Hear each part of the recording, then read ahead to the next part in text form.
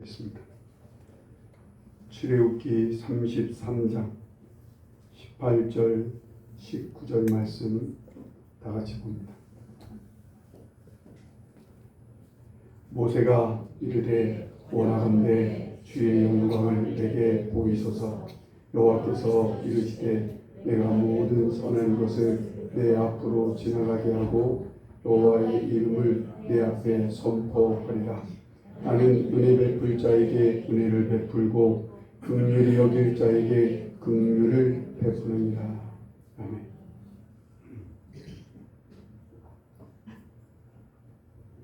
오늘 우리 본문 말씀 보면 은혜 베풀 자에게 은혜를 베풀고 긍휼히 여길 자에게 긍휼을 베푸신다는 이 말씀은 조금 단호하고 어울리지 않는, 조금 말의 뜻과는 조금 어긋나는 말씀이 오늘 말씀인 것 같아요. 이건 은혜라는 말은요, 누구에게나 조건 없이 자격이나 어떤 조건 없이 주는 선물이고 호의라는 말이에요. 어떤 사람에게든 다 주시는 거예요. 긍휼이라는 것도 그래요. 하나님께서 이 땅 누구나 불쌍히 여기시는데 누구나 다 어떤 사람이든 하나님은 이 세상 사람들을 동정하시고 불쌍히 여기시는 거예요. 그런데 오늘 말씀은 어떤 특정한 사람에게만 은혜를 베푸시고 어떤 특정한 사람에게만 긍휼을 베푸신다는 말씀인 거예요. 인간의 입장에서 보면 은혜 받을 자가 있고 긍휼함을 받을 자가 따로 있다는 거예요. 그래서 우리가 이 말씀을 조금 쉽게 풀이하면 은혜라는 말과 긍휼이라는 말이 갖고 있는 단어의 뜻과는 조금 상반되는 말씀이잖아요. 근데 이 말씀을 성경 전체를 듣고 이 말씀을 해석하고 생각하면 이렇게 되는 거예요. 조금 쉽게 풀이하자면 이런 말씀인 거예요. 이 말씀의 기본 의미는 이래요. 은혜와 긍휼이라고 하는 비를 내리신다고 그래요. 그냥 비를 내린다고 칩시다. 이 비는 누구에게만 특별히 내리는 비가 아니잖아요. 어떤 사람이든 이 땅의 모든 사람에게 내리는 비처럼 어떤 조건 없이 하나님의 사랑에서 나온 인간을 동정하시고 인간을 향해 베푸시는 하나님의 선물인 비와 같은 것이라고 얘기할 수가 있어요. 이 은혜와 긍휼이라는 것은 이 비처럼 하나님께서 그냥 무작위로 누구에게나 조건 없이 다 주시는 거예요. 그런데 그 그릇에 비가 올 때 그릇을 열어놓는 사람과 닫아놓는 사람이 있다는 거예요.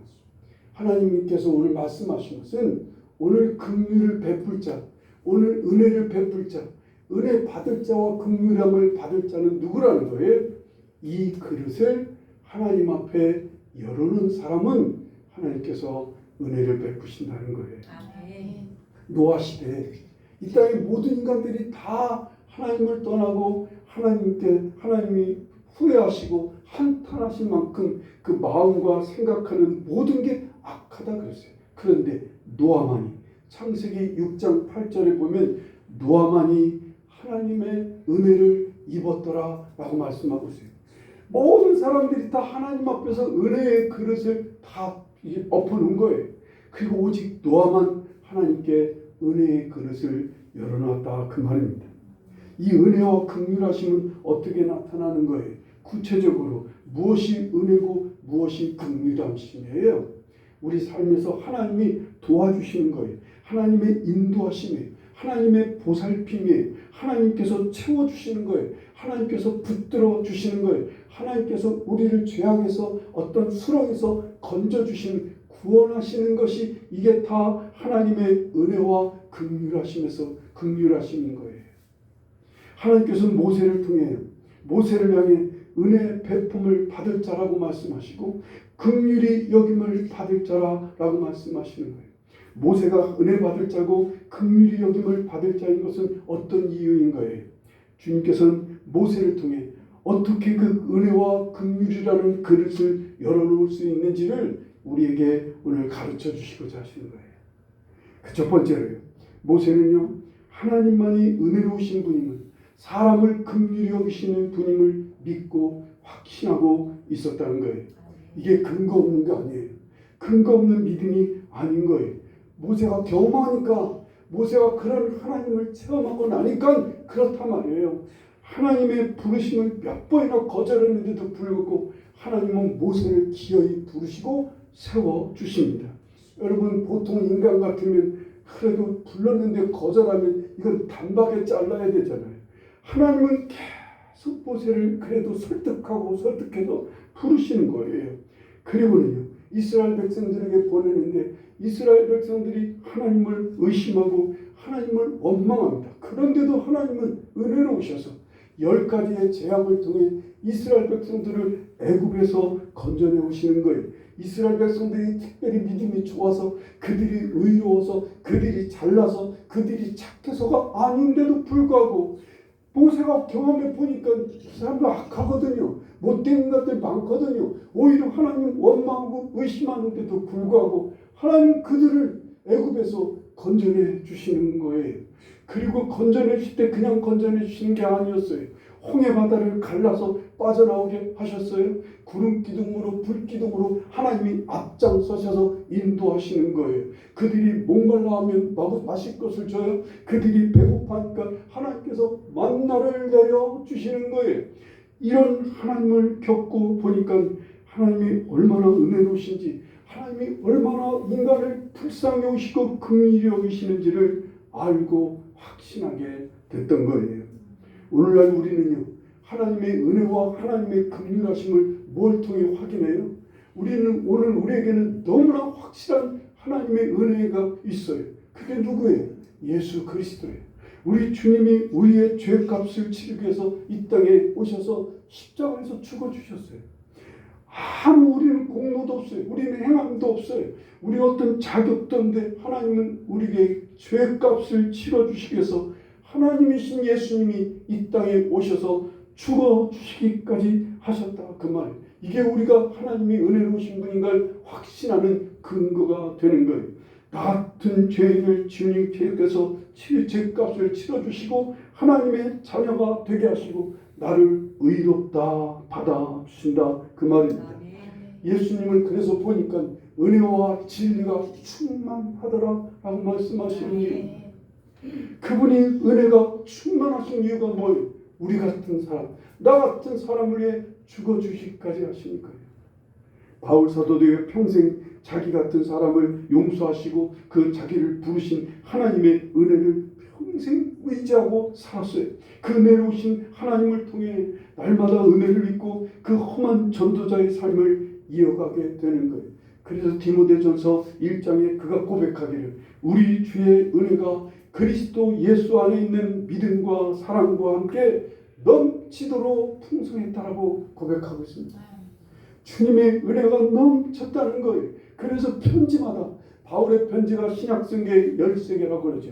13개의 편지마다 하나도 빠짐없이 계속 성도들을 향해 너희에게 은혜가 있을지어다, 은혜가 풍성하게 임하기를 간절히 기도하고 있는 걸 보게 돼요. 얼마나 은혜가 중요했으면 말이에요. 하나님께서만이 온전하게 은혜로우신 분임을, 나를 긍휼히 여기시는 분임을 믿으시기 바랍니다. 아멘. 하나님만이 은혜로우신 분인 거예요. 아멘. 누구도 아니에요. 하나님만이 은혜로우신 거예요. 세상에서는 내가 누군가에게 은혜를 입으려면, 뭔가 신세를 지려면 뭐 어떻게 해야 돼요? 뭔가 돈이라도 갖고 가든가, 선물이라도 하든가, 뇌물이라도 갖고 가든가, 안면을 잘 트기 위해서 인사라도 열심히 하고, 그렇게 해서 특별한 어떤 자격이 있어야 돼요. 그런데 하나님께서는요, 그 어떤 것도 요구하지 않으세요. 그저 당신이 은혜의 주이심을, 당신이 긍휼이 많으신 분임을 믿고 하나님을 찾으면 하나님 그가 누구든 받아주신단 말이에요. 단 다른 우상을 찾아서는 안 돼요. 다른 귀신을 모시는 그 어떤 사람도 찾아서는 안 돼요. 그건 하나님이 진노하시는 거예요. 그런 것들을 찾다가 하나님을 찾아오는 것, 그건 하나님께서 기뻐하시는 게 아니라 오히려 화가 나시는 부분이에요.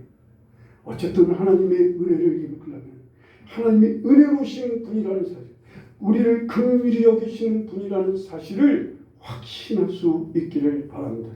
두 번째로 하나님께서는 이 모세를 통해 은혜를 베풀고 긍휼을 베풀 자가 어떤 자인지를 가르쳐 주십니다. 바로 모세는요, 하나님께만 엎드려 은혜와 긍휼하심을 구하는 거예요. 바로 아까 좀 앞에 말했듯이 그 어떤 다른 신을 찾지 않아야 돼요. 그 어떤 다른 신을 모시는 사람을 찾아가서는 안 돼요. 그건 하나님께서 매우 진노하시는 부분이에요. 그 하나님의 긍휼과 은혜, 긍휼하심과 은혜가 오심을 구하기 위해 하나님 앞에 엎드리는 거예요. 이렇게 하나님 앞에 엎드리기 위해 나아갈 때 모세는요, 하나님께서 먼저 자기에게 주신 은혜를 인정하며 받은 은혜를 기억합니다. 이게 참 중요해요.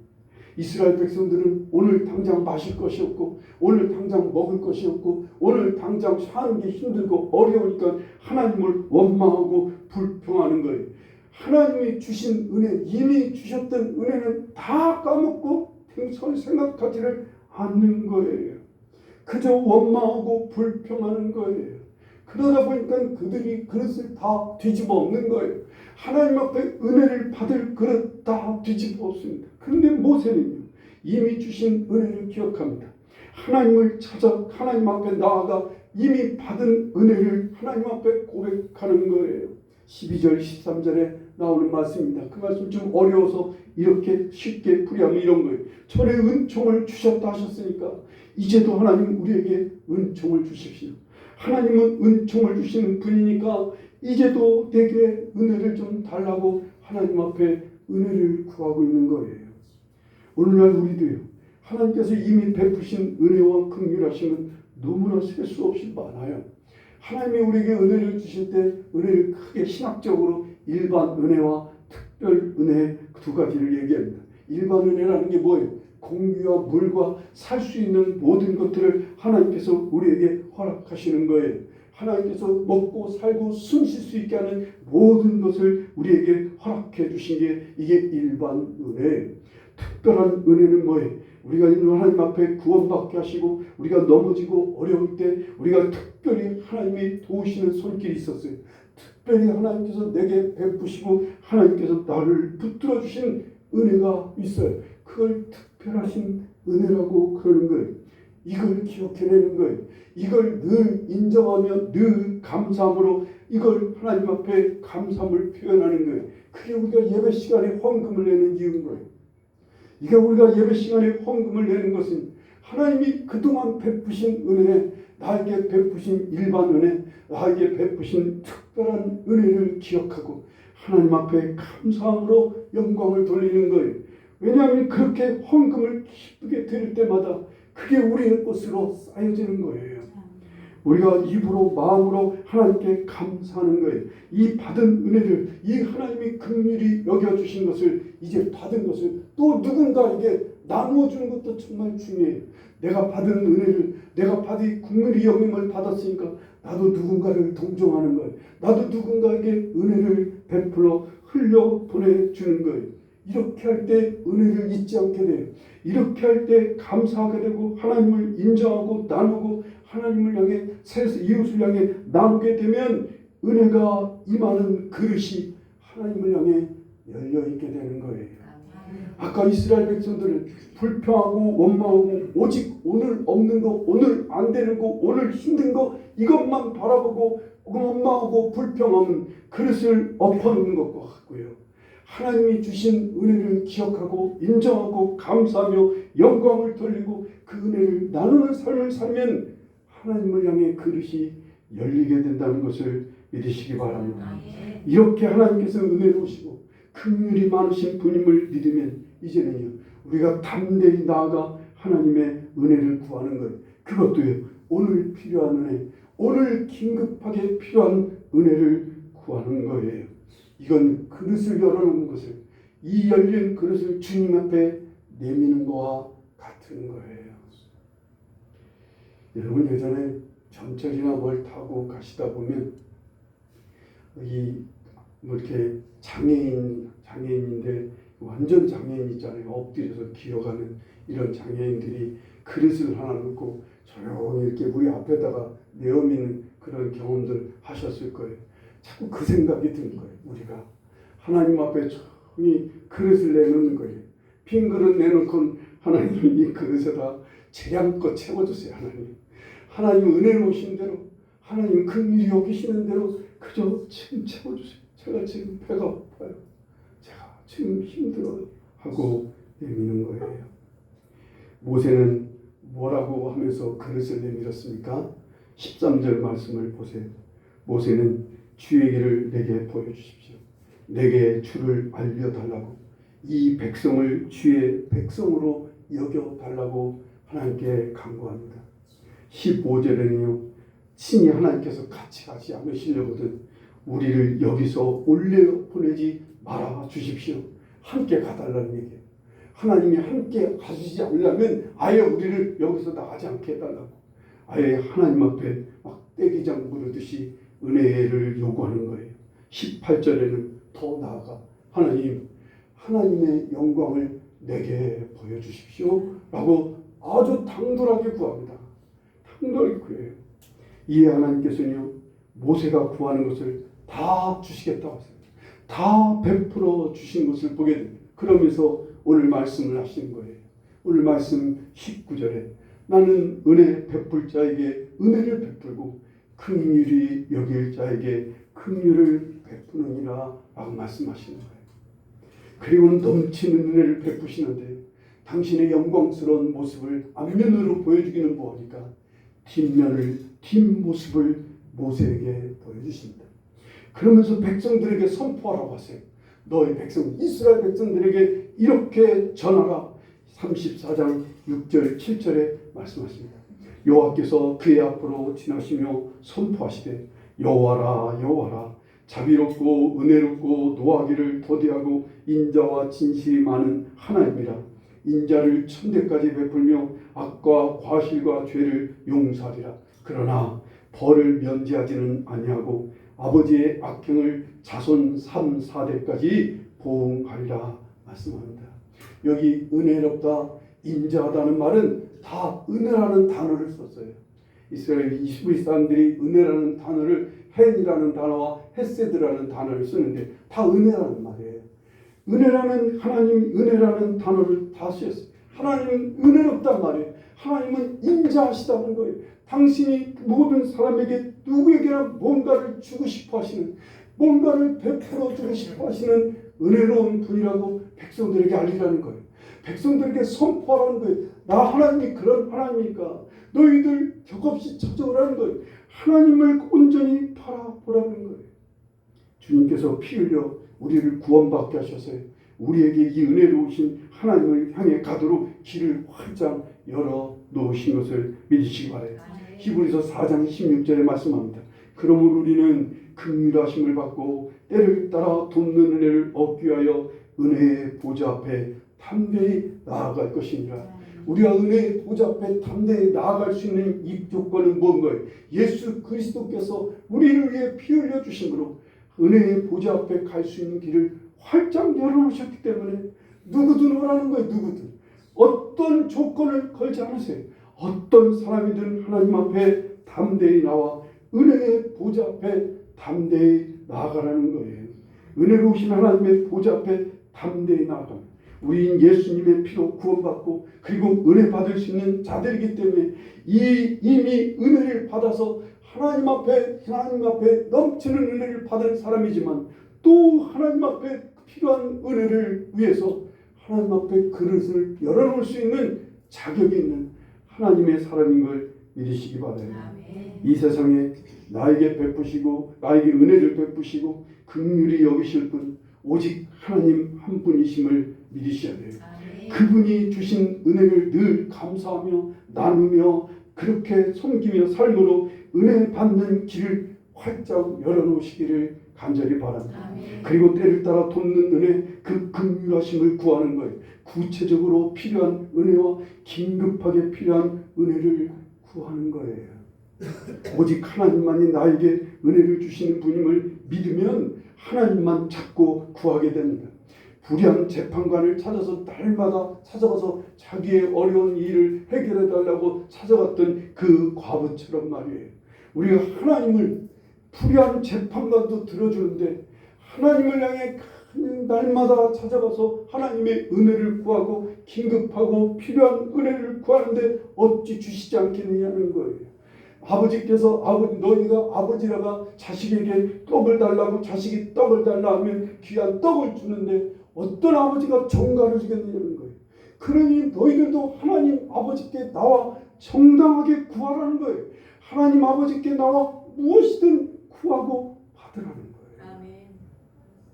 그래서 구하라고, 그래서 찾으라고, 그래서 두드리라고, 끈질기게 하나님의 은혜로우신 하나님을 믿고 하나님만이 우리를 은혜로우시고 하나님만이 우리를 불쌍히 여기시는 분임을 믿고 그저 나아가는 거예요.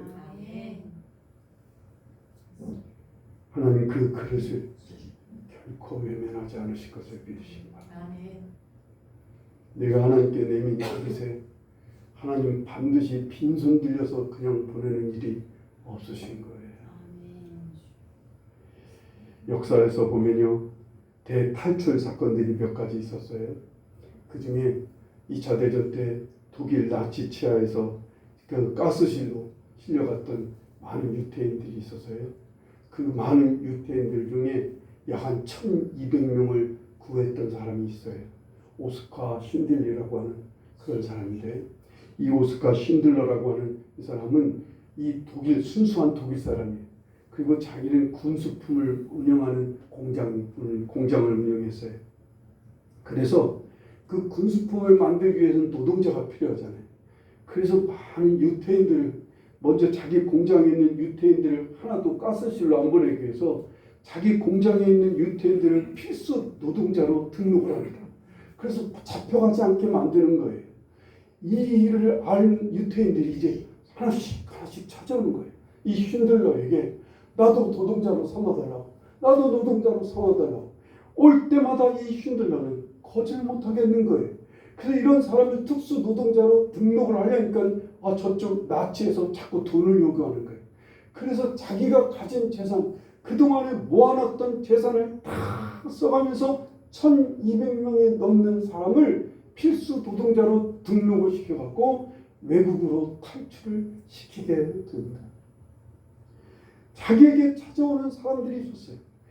많은 유태인들이 찾아왔어요. 그런데 그 중에는요, 이 쉰들러라는 사람을 의심해서, 아니 저 사람은 독일 사람인데 저 사람한테 찾아가면 우리 혹시 죽을지도 몰라. 그래서 반대하는 사람이 있었어요. 못 찾아가는 사람이 있어요. 그런데 이 쉰들러라는 사람을 믿고 그 사람한테 막 열심히 찾아간 사람들은 다 살았다고 그래요. 그 옆에 헝가리도 독일한테 점령을 당했어요. 그 헝가리의 외교관, 스웨덴에서 파송된 외교관이 하나 있었어요. 그 이름이요, 라울 발레벨이라고 하는 사람인데, 이 사람은 스웨덴 사람이에요. 스웨덴 외교관으로 지금 헝가리에 파송된 사람인 거예요. 그런데 헝가리에서 수많은 유태인들이 잡혀가고 많은 유태인들이 가스실로 옮겨간다는 소식을 듣고 이 발레벨이라고 하는 사람은 외교관이 가지고 있는 그 특권을 갖고 이 유태인들에게 무슨 것을 주냐면 특수한 보호 여건이라는 것을 만들어주는 거예요. 이 사람이 보호 여건을 만들어주면 독일 사람이 건드리지를 못하게 되는 거예요. 왜? 스웨덴 선교단 외교관으로서 자기 보호하에 있는 사람이다 라고 여건을 만들어주는 거예요. 이렇게 여건을 만들어준 사람이 몇 사람이나 됐겠어요? 10만 명이 넘어요. 유태인들이 다 이 사람한테 찾아와서, 그런데 여러분들 돈을 요구하는 사람이 많잖아요 당시에. 근데 이 사람은 그 어떤 돈을 요구하지 않아요. 이 사람에게 찾아오기만 하면 10만 명 정도가 오는 유대인들은 다 여건을 만들어줘서 이웃 스웨덴으로 다 피난하게 만들어서 10만여 명의 유대인들을 구한 사람이 됐다는 거예요. 이 사람도요. 이 사람은 어떤 것도 요구하지 않아요. 그저 무조건 찾아가면 그런 어려움과 곤란함을 무릅쓰고 독일 사람들한테 하는 감시와 눈초리를 받음에도 불구하고 이들에게 보호 요건을 만들어주는 이유가 뭐예요? 이 쉰들러나 이 발레벨이라고 하는 사람은 특징이, 두 사람이 가지고 있는 공통점이 동정심이에요. 불쌍히 여기는 마음이에요. 그냥 유대인들이 불쌍했던 거예요. 그냥 불쌍하니까 누구든지 찾아오면 거절하지를 못하는 거예요. 자기 목숨이 자기도 어려운데 이들이 찾아오는 것이 이들이 죽을까 봐 이들을 다 받아들여서 보호 여건을 만들어주고, 그리고 또한 조동 필수 노동자 자격증을 만들어서 이들을 기어이 다 빼내서 국외로 탈출시키는 일을 했다는 거예요. 살아난 유대인들은 다 찾아온 사람들이에요. 이 쉰들러와 발레벨이라는 사람을 힘써 믿고 찾아와서 자기 목숨을 구걸했더니, 맡겼더니 이들을 다 살려내는 거였어요. 모세는요, 하나님의 이 은혜로우심과 긍휼하심이 있음을 직접 받고, 그리고 하나님의 그 은혜로우심을 믿고 확신했어요. 그래서요, 오직 하나님께, 하나님을 원망하고 불평하고 우상을 섬기는 자기 백성들을 뒤로 한 채 모세만은 열심히 하나님 앞에 나아가 구하게 되는 거예요. 열심히 하나님 앞에 엎드려 자기 백성들을 구원해달라고, 구해달라고 엎드려 구하는 거예요. 감히 바랄 수 없는 것이지만 하나님의 은혜로우심과 긍휼하심을 믿고 그는 하나님을 향해 파고들었던 거예요. 오직 하나님께만 파고들어서 하나님의 은혜를 구하는 거예요. 내 몸이 병들고요, 나에게 어려움이 생기고요, 나의 자식에게, 나의 가까운 사람에게 어려움이 생겨요. 그러면 하나님만을 향해야 돼요. 그래도 은혜로우신 분은, 가서 부탁하고 구할 분은 아무 자격도 조건도 없이 그저 하나님, 이제까지 하나님 멀리 했음에도 불구하고, 하나님 앞에 잘못한 일이 많았음에도 불구하고, 그래도 염치 불구하고 하나님 찾아가는 거예요. 왜? 하나님이 은혜로우신 분인가, 하나님이 긍휼히 여기시는 분인 것을 믿고 그저 하나님을 향해 찾아 엎드려 나의 간구를, 나의 어떠한 필요를 하나님께 간구하는 거예요. 내가 지금 오늘 긴급하게 필요한 것을 하나님께 간절히 엎드려 그릇을 내미는 거예요. 하나님 보좌에 나아가, 은혜의 보좌 앞에 나아가는 거예요. 그 보좌는 은혜를 베푸시는 보좌인 거예요. 우리를 심판하시는 보좌가 아니에요. 우리에게 은혜를 베푸시고 우리를 불쌍히 여기시는 보좌인 거예요. 그 보좌 앞에 나아가 하나님의 은혜를 구하는 거예요. 찬송에도 있잖아요. 천부에 의지 없어서 손 들고 옵니다. 주께서 나를 받게 하시면 나 어디 가오리까? 라고 하는 마음으로요. 세상에 나 어디에 가서 하는 이런 은혜를 구하겠느냐고. 내가 누구에게 엎드리겠냐? 오직 하나님밖에는 없다고 이 마음으로 하나님 앞에 엎드려 은혜와 긍휼함을 구할 때 바로 그가 하나님이 긍휼히 여기시는 사람이고 하나님의 은혜를 받을 자임을 믿으시기 바랍니다. 명심하십시오. 오직 하나님만이 나에게 은혜를 베풀 자이라는 사실을 믿으시기 바랍니다. 다른 건 없어요. 세상에 많은 도움 중에 한 분이 아니라 세상에 많은 신 중에 하나가 아니에요. 이것들은 오히려 하나님을 화나게 하고 진노하게 하는 거예요. 이런 태도는 하나님밖에 없어요. 내가 이제까지 사람도 의지하고 세상도 의지했지만 하나님 다 끊고 내려놓고 오직 하나님만 의지하고 오직 하나님만 믿는다고 하는 마음으로 하나님 앞에 가는 게 이게 회개인 거예요. 예전에는 주님 멀리 했어요. 예전에는 다른 것도 바랐어요. 예전에는 사람에게 은혜를 구하기도 했어요. 그러나 이제는 하나님만 바라보겠다. 이게 진정한 회개인 거예요. 이렇게 하나님 앞에 엎드릴 때 하나님 앞에 은혜 받을 수 있는, 긍휼히 여김을 받을 수 있는 자라는 사실인 거예요. 하나님을 시험하는 태도를, 다른 사람이나 다른 길, 다른 우상을 생각하다가 그냥 하나님 앞에 가서 엎드려 볼까? 이거 별로 안 좋은 태도예요. 아니, 하나님께서 매우 화가 나시는 태도인 거예요.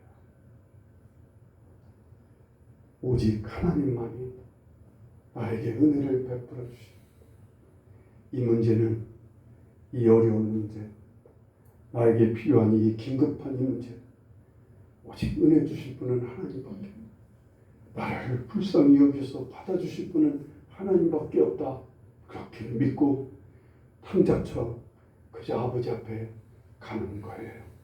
그리고는요, 지금 막 필요하고 지금 긴급한 상황을 하나님께 아뢰는 거예요. 하나님 도와주세요.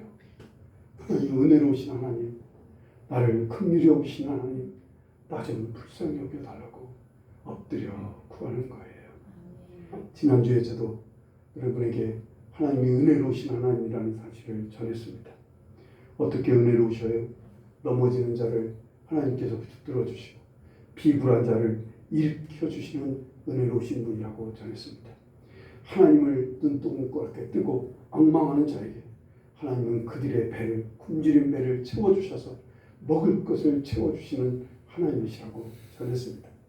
하나님을 향해 간절한 소원을 갖고 있는 사람에게 하나님 그 소원을 만족하게 해주는, 누구도 어떤 자격도 조건도 없이 그냥 하나님만을 바라고 소원을 품고 나올 때 하나님 그 소원을 만족하게 해주시는 은혜우신 하나님이라고 시편 145편은 말씀하고 있습니다.